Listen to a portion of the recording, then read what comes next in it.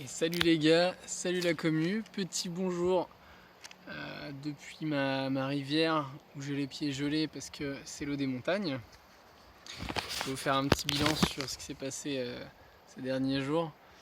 Euh, Depuis la semaine dernière, donc on a quitté notre logement de Betsici euh, pour aller, j'avais chopé un logement sur Cetigny et on a fait une petite halte au Mont Lofsen avant d'aller à Cetigny. Avec une superbe randonnée pour monter tout en haut du mont. Et vraiment, ça valait le coup. On avait la vue sur toutes les bouches de Kotor. C'était dégagé, il faisait super beau. Vraiment, c'était magnifique. 4 km pour monter, mais vraiment, ça vaut le coup, quoi. C'était une superbe expérience. Suite à ça, donc on est allé à Cetigny. Cetigny qui est la capitale historique du Monténégro. Donc c'est un lieu empli de culture, il y a pas mal de lieux politiques, des lieux culturels avec il y a le ministère de la Culture, il y a une ancienne ambassade de France, il y a des églises, il y a des statues. Ville charmante, vraiment charmante, on a bien apprécié s'y balader. Surtout qu'on était accueillis chez un local très très sympa qui nous a pas mal aidé et avec qui on a pu pas mal échanger malgré qu'il ne parlait quasiment pas anglais.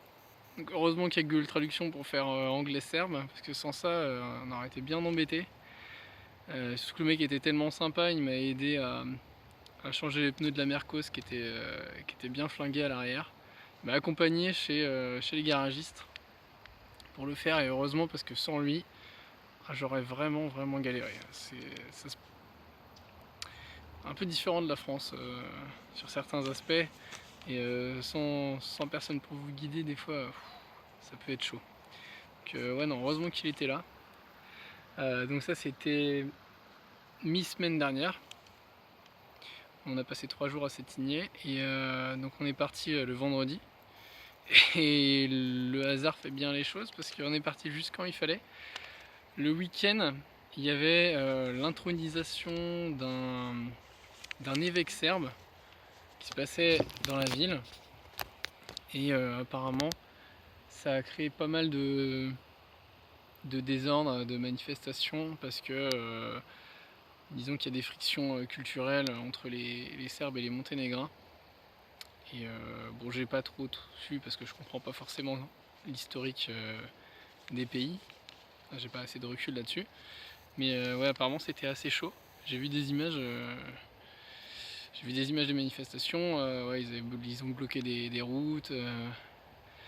C'était à base de grenades lacrymogènes, quoi. Bon, ça rigolait pas. Heureusement qu'on s'est pas retrouvé là-dedans bloqué parce qu'on n'aurait pas fait les malins. Et bon, du coup, vendredi de la semaine dernière, après avoir quitté Cetigny, nous sommes arrivés donc dans un petit village de montagne, Rijeka Tsojevica, qui est pas loin du lac Skadarsko. Et bon, c'est vraiment dans les montagnes, un peu paumé, mais très sympa. Bon, ici, tous les mecs vont vous alpaguer si vous avez une gueule de touriste comme nous, en mode on veut vous vendre des beaux tours, beaux tours, beaux tours. L'idée, c'est en gros, c'est qu'ils vous emmènent sur le lac faire des tours de bateau à prix d'or. Bref, ils aiment bien faire ça. Mais voilà, village de repos, on va dire. On passe un peu de temps à se balader, mais pas mal de temps à bosser. Bon. C'est pour ça qu'on a pris un logement pas trop mal, mais l'aménagement il est pas facile, malheureusement. Sinon, c'est la région où ils font leur super vin, là, le Vranac. Et leur raisin, mais il est délicieux. Il pousse un peu partout. Les gens en ont chez eux, font pousser des grappes de raisin. Il est trop trop bon. Vraiment trop bon, très sucré. Et ouais, ça fait un très bon vin. C'était une très bonne découverte ça. Et du coup, le jour, on a profité au restaurant de aussi prendre des carpes, de la carpe. Alors, elle était frite avec des pommes de terre, donc des carpes pêchées ici. Et ben, c'était très bon. Délicieux, délicieux. Hier, on est allé à Podgorica, découvrir la capitale actuelle du pays. Ville taille moyenne hein, pour une capitale, on va dire que c'est grand comme Rennes, je crois qu'il y a 200 000 Pékin. Bon voilà, on n'a pas été subjugué, on s'y est baladé 2 jours. Il y a un hypercentre, enfin entre guillemets hypercentre, qui est voilà, pas mal de commerces. Mais en tant que touriste, enfin si vous y allez en tant que touriste, vous n'allez pas découvrir grand chose d'extravagant, je pense. Il y a des belles statues par contre, mais voilà. On a préféré Sétigné, on va dire, qui était plus ancré dans l'histoire, on va dire. Donc voilà, nos petites périples. Là, il nous reste, on est mardi, il nous reste 3 jours ici.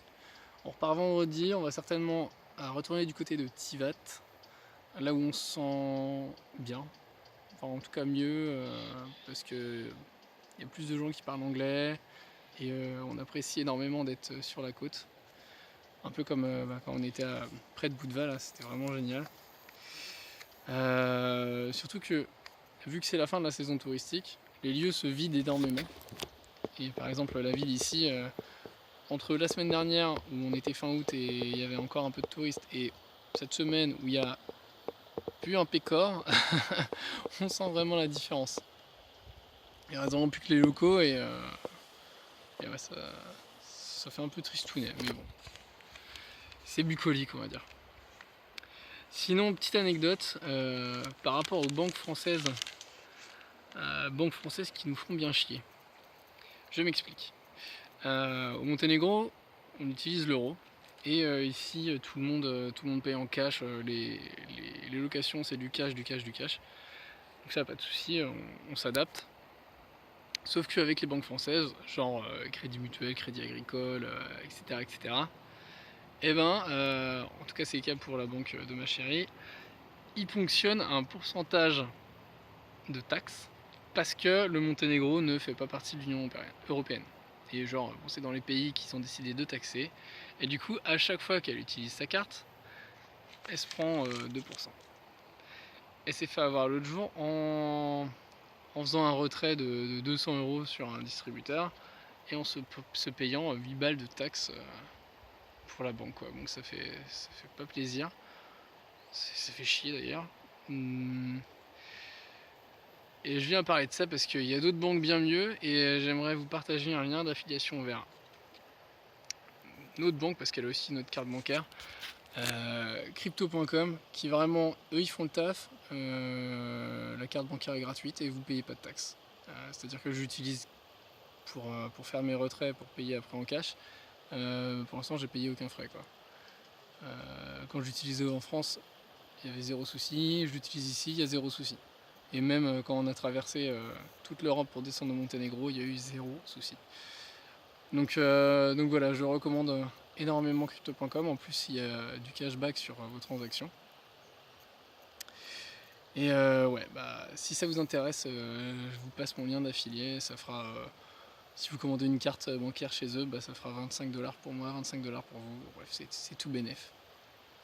Voilà, allez, ciao les gars.